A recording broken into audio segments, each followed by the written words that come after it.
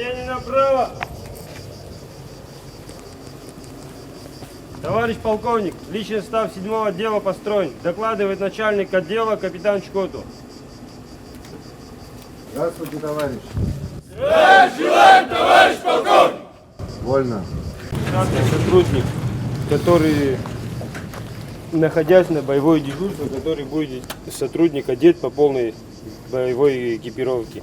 Это автомат, плюс к нему принадлежности, так называемый тюнинг.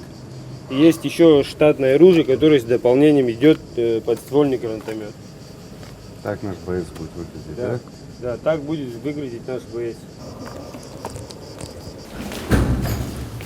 Здесь у нас кухня. Да.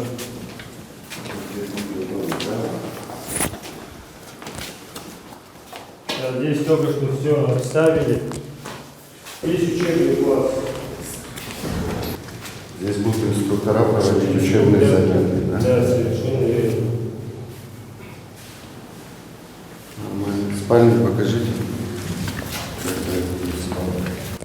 Это стандартный номер для 3 сотрудников. Здесь место мы специально оставили для того, чтобы сотрудник мог разложить, упаковать свои вещи как надо.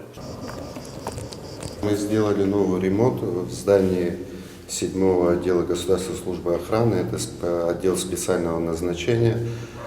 Он был заново создан совершенно недавно, полгода назад примерно.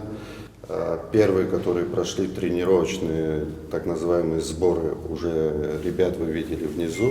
Они заступят на свое боевое дежурство с сегодняшнего дня уже в основном здании Государственной службы охраны. Нам помогли и поддержку оказали глава государства.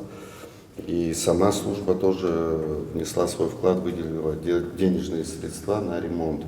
То есть постарались сделать комфортный капитальный ремонт, где будут себя сотрудники чувствовать в полных, комфортных условиях, и для них будут все условия созданы и создаваться дальше. Ранее здесь тоже базировался спецподразделение Государственной службы охраны, потом оно было расформировано и создано уже под эгидой 7-го отдела, то есть как раньше это было при президенте Сергее Васильевиче Багаевиче, был 7-й отдел спецназ Государственной службы охраны. Мы воссоздали его и постарались создать все нужные условия, которые должны для спецподразделения быть. Они оснащены новой формой, мундированием, спецсредствами, автотранспортом и вот, как видите, новым ремонтом, то есть для того, чтобы сотрудникам было комфортно.